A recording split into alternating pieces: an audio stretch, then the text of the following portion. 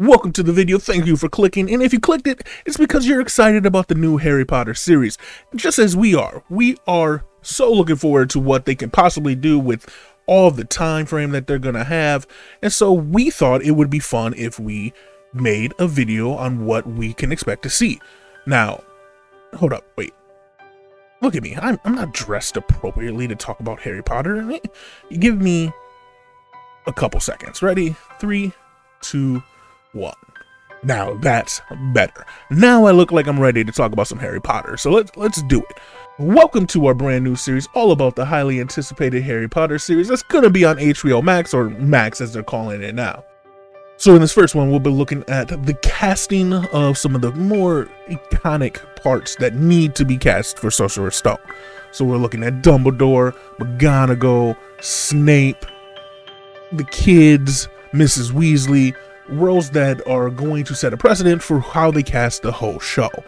So make sure now that you guys are sitting back, grab your wands, grab your butterbeer, and let's jump right into it. Now, when it comes to casting, everybody's going to be interested in who they cast as Harry, Ron, and Hermione. And you could go out and try to find child stars that are already in the acting sphere, that have been in movies, TV shows, Netflix, Hulu, all of those shows. But I think it's very important to try to recreate the magic you did with the original 3. You need to go out and do a worldwide casting call, and you find the perfect Ron, the perfect Hermione, and the perfect Harry.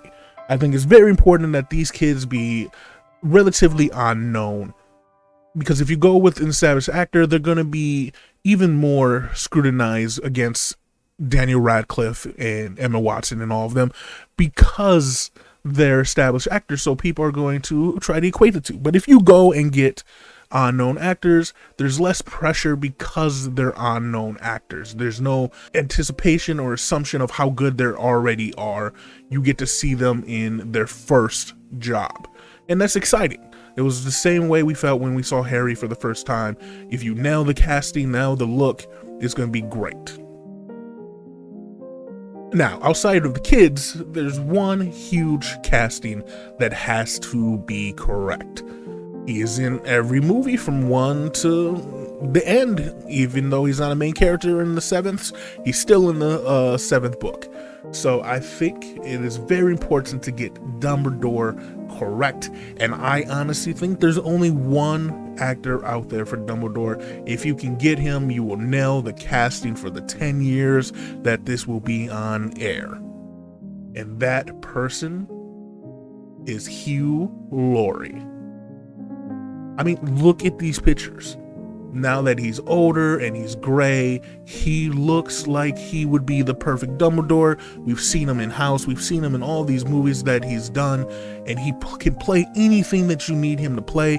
He is a fantastic actor, and he has the look right now. I think Hugh Laurie as Dumbledore would be a home run.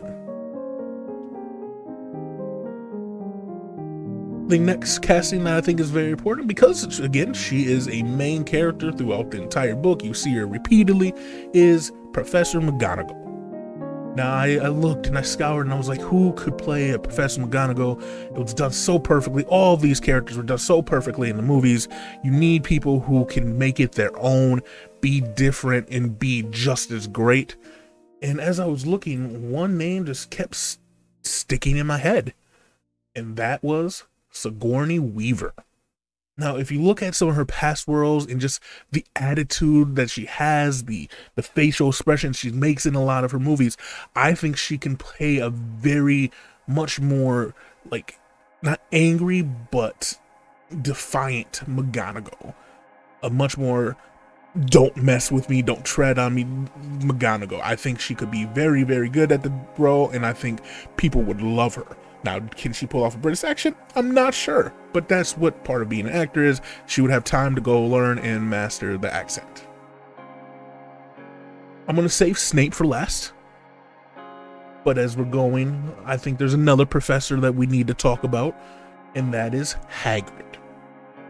Now, I think Hagrid will be cast by an unknown actor. They'll do a casting search and they'll get it right. but there's someone that I would love to see in it, even though, again, I don't know if he will pull off a British accent, but that actor is Jorge Garcia. I think he would be a fantastic Hagrid. I think he could play that lovable, jolly guy, but also show that rage that Hagrid gets sometimes. I think Jorge Garcia would be fantastic. Is it likely? No, this is a dream casting for me. Let me know what you think in the comments. And to round out the professors, we have Professor Quirrell. Now, he is a difficult one because he has such a unique personality. You only see him here and there, so you have to be able to get his entire character out in facial expressions and in the words you use. And as I did my search, I think I found the right person. I think another home run hire would be Sam Rockwell. If they can get him, I think he would just absolutely destroy this part, be fantastic, and I think people would actually really like fall in love with the character only to despise him at the end. I think it would be great. Now we get to two characters again that are going to be in the series for a long time. You see them, you're going to see them every season, even for the little bit of time. So I think it's important to get them right. And I'm talking about Vernon and Petunia. And so I think Vernon Dudley needs to be done by the one, the only, Nick Frost.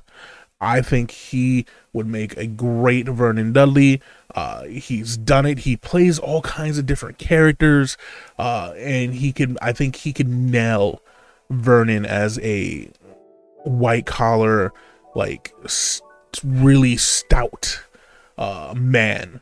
I think Nick Frost pulls it off. You can see it in the pictures I'm showing that he has that look already. I think he would be fantastic. And then play Petunia. I think she needs to be someone who's very pretty, but very scary at the same time. Like a woman you want to crest, a stay-at-home mom, and that I think is Claire Foy. I think she would do amazing. I love her in everything I've seen her in, and honestly, like, she's not there for a lot, but I think she can get a lot across in the time that she's on screen.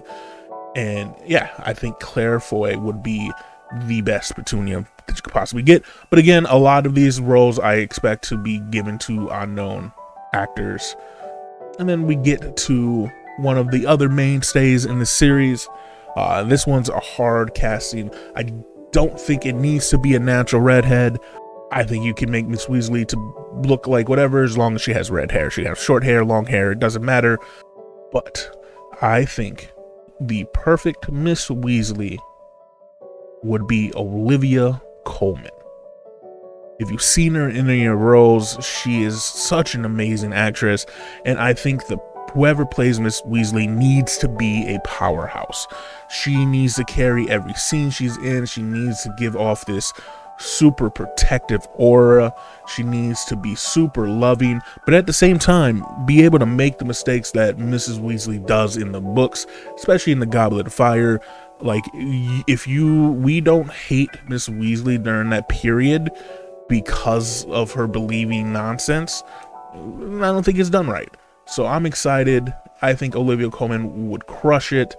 I think most of the people that I've said would make for an amazing cast, and this series has potential to be one of the best TV series of all time. But let's get to the final casting of Sorcerer's Stone and beyond.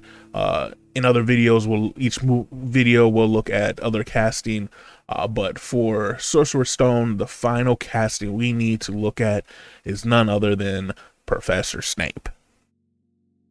Now, everybody who is casting Snape wants Adam Driver. Everybody wants Adam Driver for Mr. Fantastic. They want Adam Driver for anything because he has a very distinct look. And of course, Adam Driver looks like Alan Rickman. He looks like Snape. So I think he would be a very good pick. If you can get him and you can throw the money at him, yeah, you get Adam Driver, because I think he would be a very perfect pick for it. But if you can't get Adam Driver, I think I found someone that would be perfect if you can't get Adam Driver. No one's talking about him. No one's even thinking about him. So I'm going to say it here first. I think Professor Snape should be none other than Adrian Brody. I think he is a fantastic actor. I think he has the look that you go for with Snape. I mean, look at these two pictures side by side. It is perfect. I think he could pull off the acting. He has the chops. He has the look. Look at all these different like facial expressions he does. I think him as Snape would be a masterpiece, and I think he would bring a whole new dimension to Snape. So when you would hate him, you would despise him, and then I think just like Alan Rickman, when it came to the point of understanding Snape at the end, it would break your heart rewatching everything that Adrian Brody did, because you would grow to love him towards the end. So that's all for the first video. This is gonna be a long series because we're gonna go show by show, book by book, and break down scenes that we think should be in the series that weren't in the movies that are in the book. So Sorcerer's Stone, I'm gonna go, the first scene that I'll talk about in the Sorcerer's Stone will be the opening scene to the show and what I think it should look like. So if you enjoyed this video and you enjoy Harry Potter content, make sure you hit a subscribe, make sure you hit like, leave a comment on who you think should be cast, if you think there's someone you have in mind for Harry or Ron or Hermione, or if you think there's a better Dumbledore, Snape, or Hagrid out there, leave it in the comments and maybe we'll talk about him here together. So until next time, have a wonderful day, enjoy your butterbeer, keep your wands up, deuces.